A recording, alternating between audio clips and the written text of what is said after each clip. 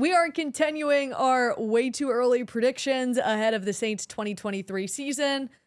Next up, 53-man roster projections. A lot of our stuff is very similar just based on what we have seen up to this point. OTAs, minicamp, training camp is definitely going to solidify a lot of the things, but we do have some differences in our list. There'll probably be some movement between now and then, but it felt easy to actually do this right now. In some years, it is painful to try to find 53 guys. You'll be at 50 and be like, man, I don't know who else to put on here. It kind of just filled itself out for me, and there were only a couple tough decisions, and even the tough ones they were coin flips almost at that point. So that maybe speaks well to how this roster is coming together. We are presented by PJ's Coffee and coming to you from the Better Call BADEAUX podcast studio. So if you are out and about, make sure you go out and get a cup of PJ's Coffee, grab one of their pastries, get your day started with them. It is the best fuel to get your morning going. And if you need legal help with any of the following: car accidents, offshore injuries, 18-wheeler collisions, Maritime Jones Act, hurricane and storm claims, you better call BADEAUX at 504-323-7777 or 985-303-7777 for your free consultation and case review. And get to Ideal Market, home of the freshest produce in the city. They are doing great things in the community and always bring the best quality food products at the best prices. They are the home of the largest variety of Hispanic and international foods you will find in the state. They have a hot deli that surpasses many restaurants in the flavor of their authentic Hispanic dishes. And they are also the best place to cash checks, wire money, pay bills, because they have a complete customer service department like no other. And go get a bottle of Hardhide Ponchatoula Strawberry Whiskey if you are of legal drinking age. That is an 86 proof blend of aged wheat bourbon, American light whiskey, and fresh Ponchatoula strawberries blended in New Orleans. It is not for the thin skin. Look for it in your favorite stores, bars, and restaurants. And last but not least, check out Firehouse Subs, Veteran Boulevard location. Great people doing great stuff for the community. All right, let's get into the show.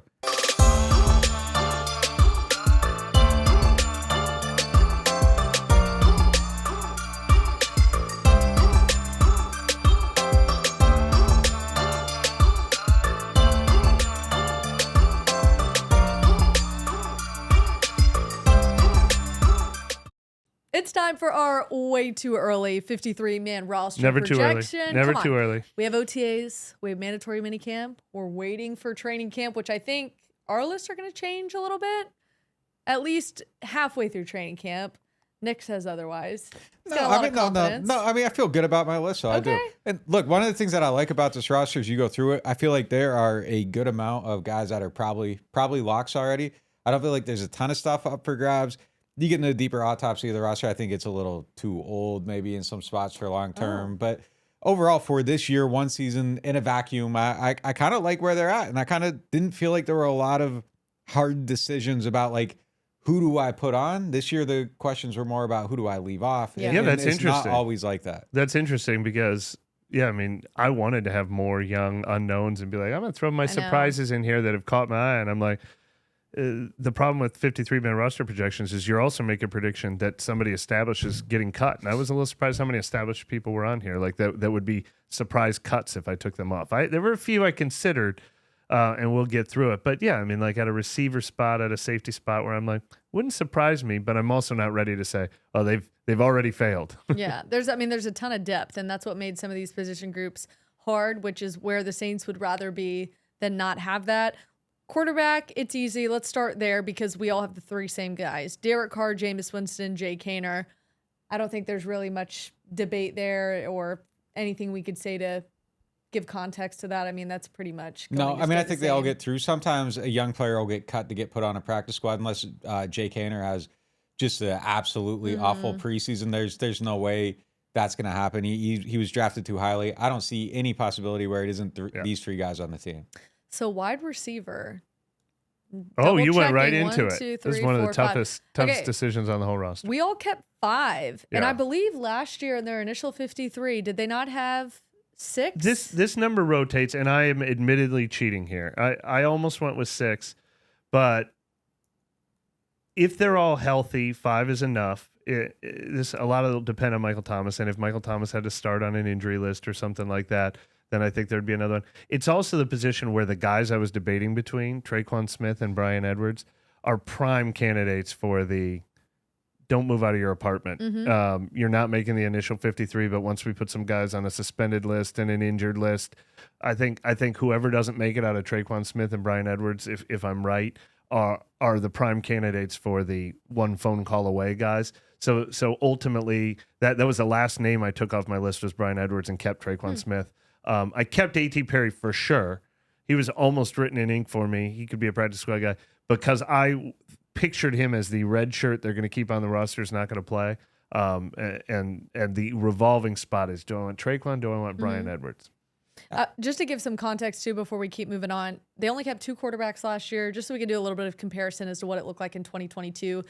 Jameis Winston, Andy Dalton. Yeah, and then Ian Book, they tried to get him on the practice squad, and the Eagles took him. Yep. So they had 2 last year. Wide receiver, they kept 6. We all have that they kept 5, and we all have the same 5. No, you didn't go Traquan, right? I did not go Traquan. Do I not see Traquan? Oh, I'm looking I at the took wrong. Traquan. Brian Edwards. Took Brian Edwards. Yeah, I did. And look, I think the chemistry with Derek Carr says something. I think what Traquan's been in this offense before no longer matters. I think it's just kind of a flat race there. If they see that Brian Edwards can block, I think that Traquan's time's probably numbered at this point. I think he's been more valuable than the fans do. You know, I'm usually the person that's defending him, but I just kind of feel like it's come to the end of that road a little bit, and it's time to move on into a different direction.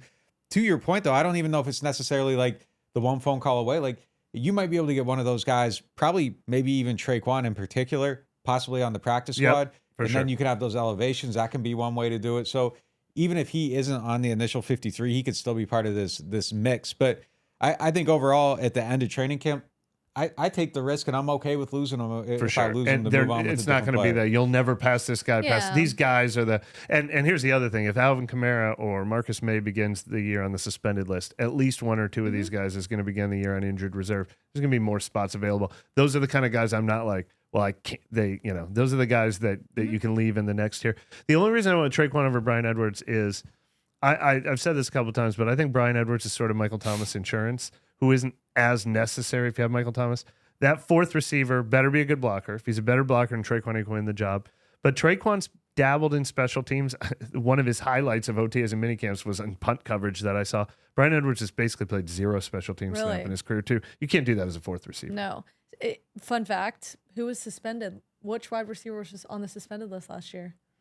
Why don't I know this right off the top of my head? Suspended wide receiver? Deontay Hardy? It was a couple years ago. Kawan Baker.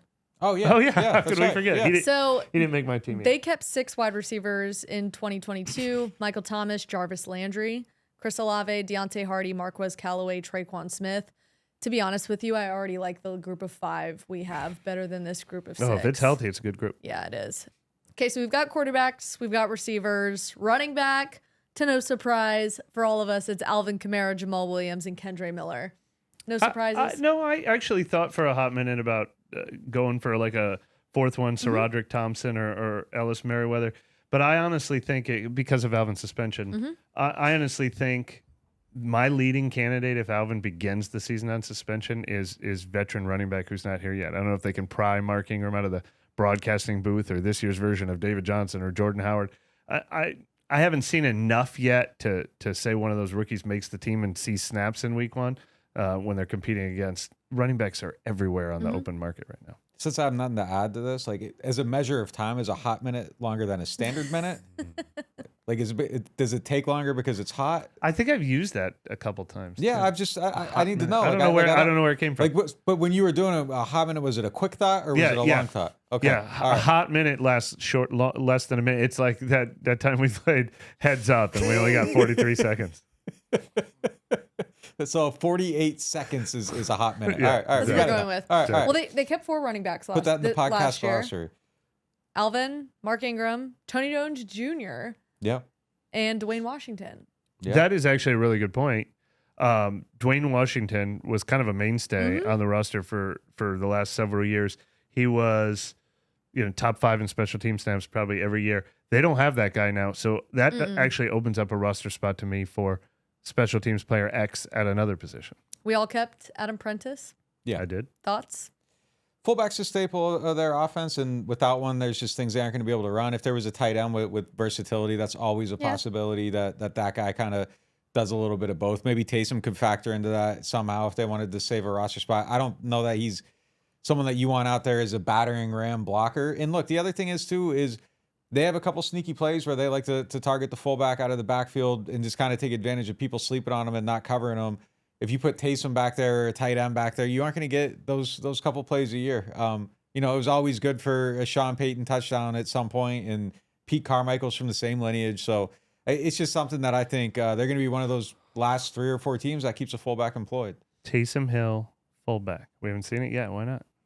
I mean, he's lined up there a few I times. know. I'm saying, like, why not just make that the room he works out in? I mean, it's they just got to keep it more complicated than it needs to be. Yeah, exactly. Well, too bad he's in all 3 of our tight end lists: Jawan Johnson, Taysom Hill, Foster Moreau, and Lucas Kroll. We all kept Kroll? I probably felt less confident about it. I was surprised. My reaction was also, we all kept Kroll.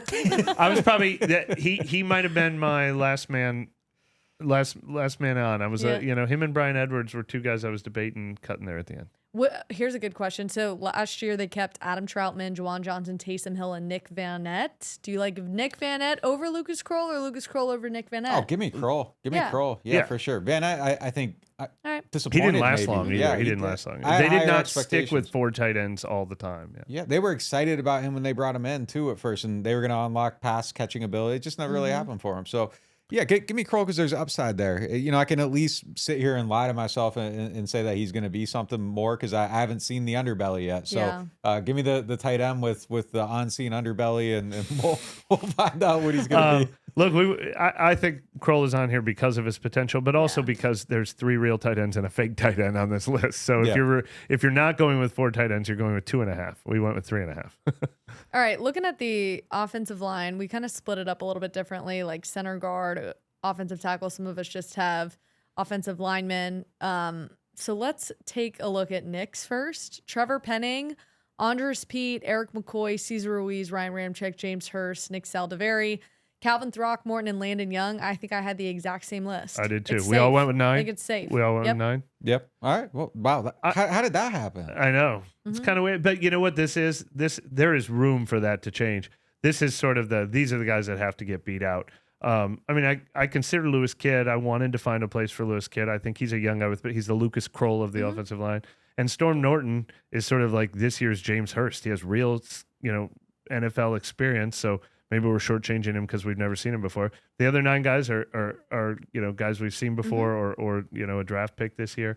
So those are the ones that have to get beat out in camp. And obviously we haven't seen enough or heard enough that somebody has moved past any of those known guys. Commodities are just going to get the benefit of doubt here over guys that we just haven't. How do I evaluate Storm Norton when they aren't blocking? So it's just kind of like, I just had to go with the guys that we've seen before that I know that they're high on, but definitely a position where there could be some surprises at some point. And where there could be more than 9 guys because of the injuries we've talked about ad nauseum. We need more pancake blocks, but of course that'll come in training camp. I remember shooting some fun video of, I believe it was Peyton Turner and Trevor Penning. Oh yeah, for sure. Some battles last year. Oh yes. Yeah. Well, they kept 9 in their 53-man roster last year. The only difference was Lewis Kidd. So Nick Saldiveri in for Lewis Kidd. Yeah, there we go. I think that's pretty fair. He has versatility too. So, that there's some guys here with enough flex that you can almost feel like it's a robust 9 because there's a couple guys that can play a lot of positions. Before we get to defense, because I think that's where we're going to see a lot of the changes, let's go to the specialist. We all have Will Lutz, Blake Gillikin, and Zach Wood. Oh, nobody took Groupie. Okay. Nobody took Groupie. And I mean, I think there's a real legitimate punting competition too. But again, nobody's gotten beaten out yet. And we haven't, it's volume at this point. Yeah. That we need to see, and we'll continue to see that in camp and things of that nature. Yeah, I think we'll know exactly who the kicker is by the middle of camp. Yeah, and look, right now, everything I've heard from people that have just seen all the kicks is that Lutz is ahead. Groupie has taken less kicks and missed more kicks so far. He's been very good, but Lutz is currently mathematically ahead in that battle, and that matters. So, and I think tie goes to Lutz, and maybe even close battle goes to Lutz. I think it would have to be almost dramatic for him to be unseated.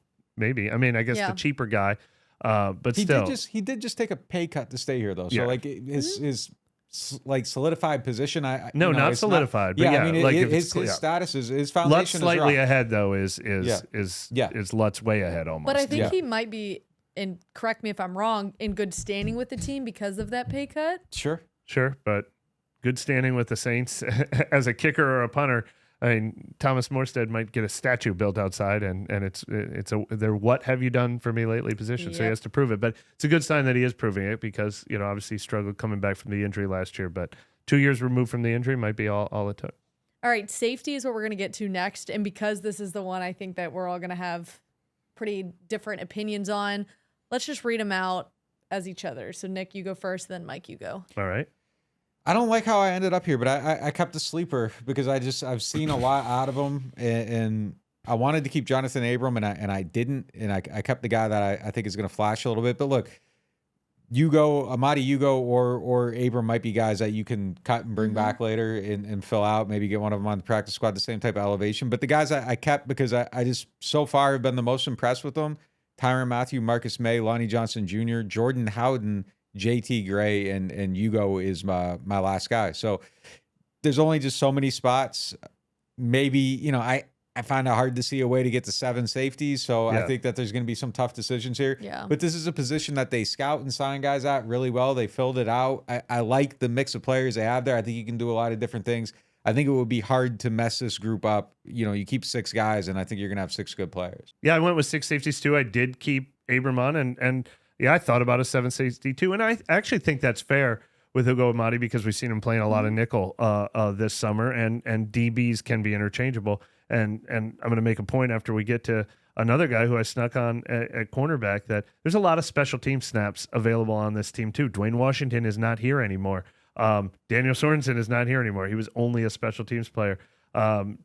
Chase Hansen is not here anymore, who was only a special teams player. So there is a lot of special team snaps available, and that could lead to 6, 7 safeties in theory if they become core special teams players. Yeah, for me, this one was hard because I feel like this is a position group that has arguably the most talent and the most depth.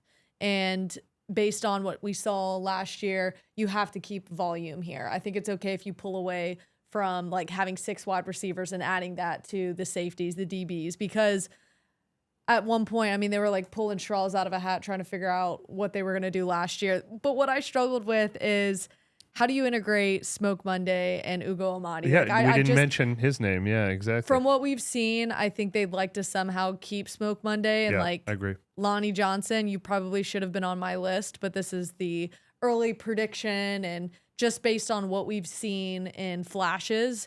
And to me, I think they put a lot of value in Smoke Monday and Hugo Amadi just based on what I've seen, and Jonathan Abram too. But you can't go wrong with Marcus May, Tyrann Mathieu. I think they want to keep Jordan Howden. JT Gray is not going anywhere. And then you get into the cornerbacks, Marshawn Lattimore, Paulson Adebo, Lante Taylor, Bradley Roby. Those 4 are not going anywhere. Yep. And you look at what they had last year. So they kept 6 safeties last year. May, Mathieu, Evans, Williams, PJ, JT Gray, Daniel Sorensen. Yeah.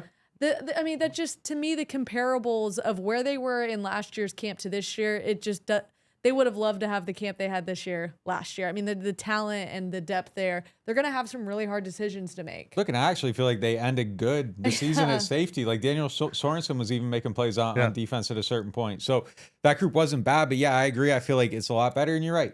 You can't have too many of them here because of the way they like to use them. They like to use a 3-man front on defense and get an extra defensive back on the field that's almost like another linebacker, which creates kind of like a weird 3-4 where you got a linebacker basically is a safety, or a safety as a linebacker rather. So more guys they have, the more flexibility, the more they're going to do there. That's why cutting Abram kind of kills me, because I view him almost as like a linebacker that's going to play in the box a lot for him. And they like to do that. They like that versatility.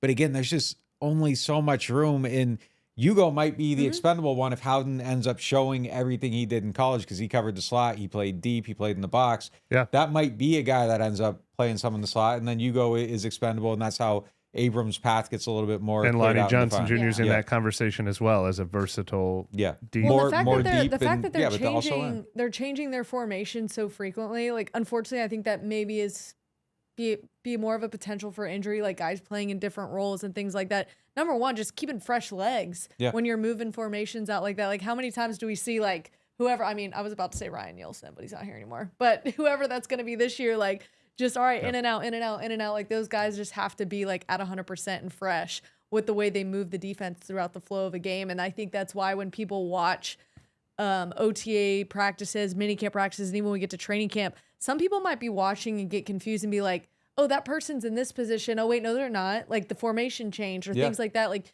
if you're watching the defense, my biggest advice to you at camp is really question what you're watching. Like maybe go solidify whatever you saw with a coach if you can, if you have that relationship, because the formations are constantly moving. Who you saw at safety might be in a different spot based on just the way that they're changing, right? Yeah, no, I mean, look, the DA's whole thing is holding his looks until the very last second, and you think you're seeing a two-man show, but it's actually a cover three because at the very last second, people are dropping.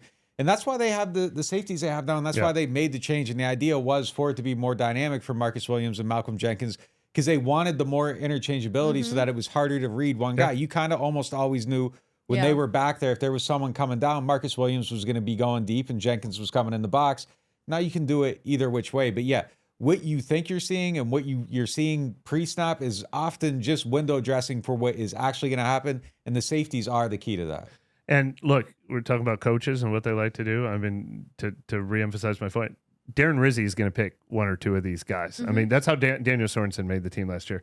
And they let him go, I think, because they feel comfortable. I mean, that's how JT Gray always makes the team. And that's how Dwayne Washington used to make the team. And so that was a tiebreaker for me at corner. We all kept Lucas Kroll moment is I was surprised that you kept Isaac Yadam on the team, which I also did as a fifth corner. And part of it was because I've seen him getting a lot of valuable work in OTAs and minicamp. He seems to be ahead of the second wave of corners.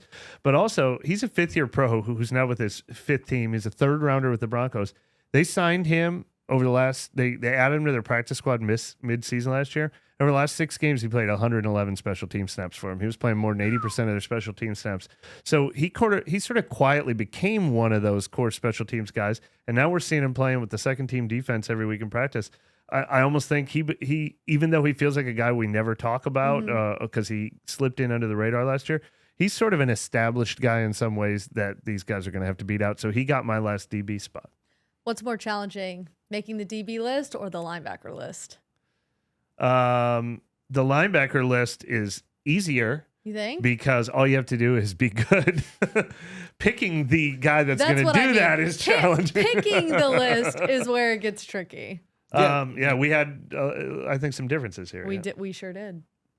Am I going first? Yeah. Sure. First on the reveal? All right, Pete Werner, Demario Davis, DeMarco Jackson, Andrew Dowell, Anthony Orji. And look, I think Zach Bond is I got to see more. Yeah. I've seen more out of Orji. I've been more impressed with him at camp. I've been impressed with his range. He's flashed a little bit. Might be extremely premature to make that move, but you got to, stand for something on these lists. Zach Bond, wow. Yeah, at some point you got to say what you believe. And look, I just haven't seen it from him.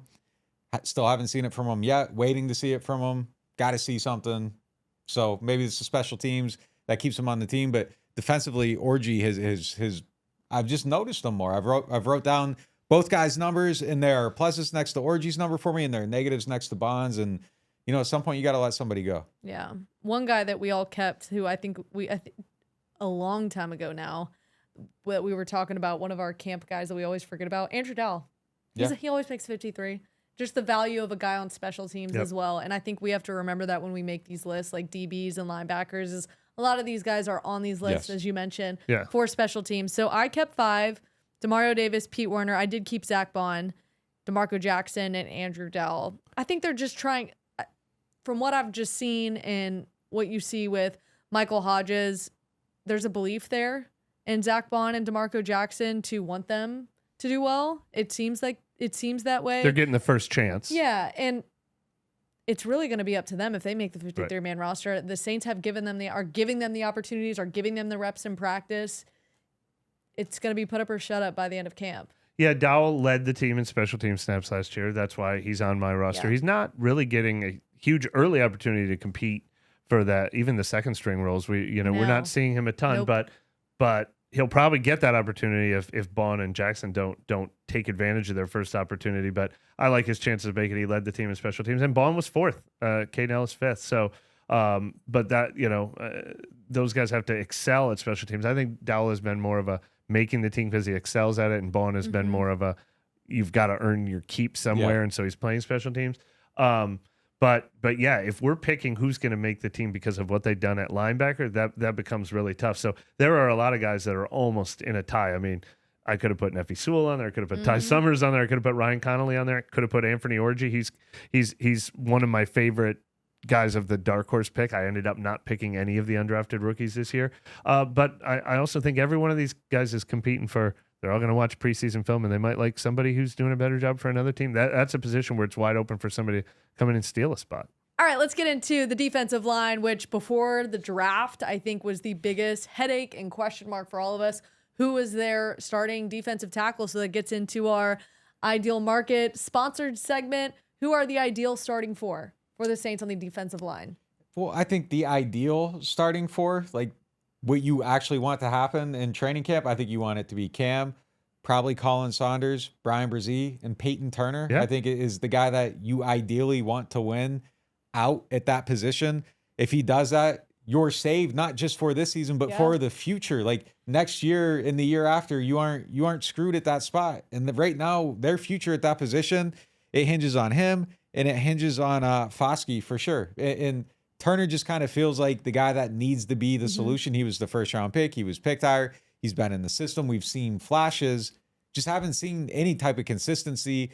Nothing there to feel good about. No reason yet to believe that's going to be it. But there's a small piece of me that still thinks that like maybe there's something there that he can figure out. But I wouldn't bet on it. But ideally, no question, I think he's a guy that you want to have. Yeah, you nailed the definition of the of the word ideal, which, I mean, in theory, you could argue, hey, Isaiah Foskey instead of Peyton Turner because Isaiah Foskey is the rookie and you have him under contract for longer. And if he's good enough to beat all these guys out, wow, that'd be incredible. But Peyton Turner is just like to turn a sunk cost into a positive would be a double win. And we, give Isaiah Foskey a year, and everyone will still be confident in his future. This is make or break time for Peyton Turner. So I like that. And throwing Colin Saunders in there too, even though he's now on his second contract with his second team, he's a guy who has shown flashes, never put it quite together. So it would be great to see him finally be healthy. And yeah, I mean, if those four guys all hit their potential and guys like Carl Granderson and Tano Passignon and stuff are depth players, fantastic. For me, I actually don't mind it if it takes Peyton Turner a little while because I think I'm comfortable with Carl Granderson starting as a defensive end. We saw a leap from him over the last year, and even Tano Passignon behind him. Like to me, this looks like a good group. I know you'd probably like to beef it up with some of the guys that they lost, like a Trey Hendrickson or who am I blanking on? David Onyemata. I don't think they wanted to lose him, but in theory, it'd be great to have those guys. But when I look at this list, I'm comfortable with it. And we actually all had the same 9 in our 53-man roster. Cam Jordan, Nathan Shepard, Colin Saunders, Carl Granderson, Tano Passignon, Brian Brzee, Malcolm Roach, Peyton Turner, and Isaiah Foskey. I mean, that's based on where the team was at defensive line before the draft, it was a scary place to be. And so I think now that they've come to this, I'm okay with it. I think they're okay with Granderson as a starter too. It's just I want the guy they drafted in the first round to look like a first round pick. He doesn't look like a first round pick though. Yeah. And I mean, we mentioned it like the Trevor Penning like pancake on Peyton Turner last year in training camp, and it was like you're letting this rookie come in and kind of, I don't want to say embarrass you. Like Trevor Penning is a massive being, but it's like I want to see Peyton Turner like get after some people like that, especially in training camp. Like make a statement that like you can be this like violent guy off the edge and you can get after quarterbacks and make them afraid of you. Like you've got Cameron Jordan who's going to solidify the other side. You need to be that one that's really getting after the quarterback. In everybody's defense, Trevor Penning was bullying everybody though in practice. He was. That man he's the largest human I've ever seen in my whole entire life. So, I mean, like he told me how much he squatted and like I looked at it was like a refrigerator. Like the dude is just, he is a monster. I like the depth of the 9 guys. I think all 9 guys that we put on the roster belong on an NFL roster. Yeah. Tano Passignon is great for depth, and Malcolm Roach has earned his spot, and he signed another contract with the team. Carl Granderson did enough good things to actually earn the starting job late in the season. But I want one of them to turn into more of an alpha. I want 2 of them to turn into more of an alpha. I feel like they've got about 7 depth guys. I want one to be a true leading man and the other ones to be behind him. Based on the conversations, I think we've all talked to DA about Peyton Turner. Like, what is the next step?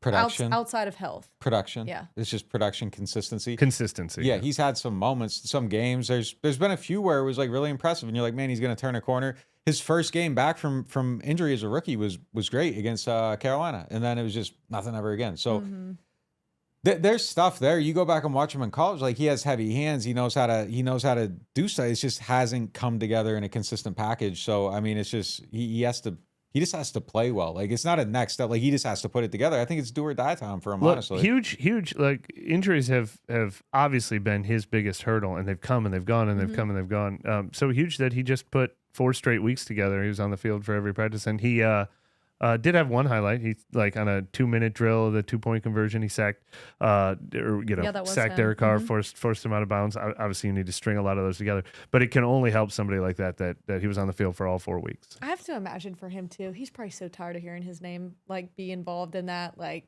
well, he's injured. Like, when is he gonna? If I would have to imagine like there's a fire like burning inside of him to get back out there and really prove that, hey, I was drafted where I was supposed to be, and I can still be that guy. I'm going to be disappointed if I just don't see that drive and fire in camp. Yeah, I mean, he should be. I mean, he needs to prove it. Like you're being talked about in a way that you can change it. And it's not unfair. Like you just haven't seen anything. And it's not that anybody thinks he can't do it. It's just that he hasn't done it. And until you do it, there's just no other way to talk about the guy. So I would be up at night. Like it would bother me. I would need to want to go out there and prove it. And look, some of it is health, bad luck, other stuff, but also you were a healthy scratch a handful of games last year. And it's meaningful in some sense that his teammates have talked about him as the guy that can go out there and like they talk about him like he is actually the most talented one in that group, but it just doesn't manifest on the field. So it isn't a skill thing. It isn't a technique thing. It's just like it's a polished production consistency thing. And he has to find a way to find it. And like I said, if he doesn't, this feels like the break point of like, all right, you prove it or we got to figure. And look, they already drafted somebody. So that break point might already be here. So how do you stop it from coming and being a guy that's looking for a job in a year? And remember, this is I'm calling it a way too early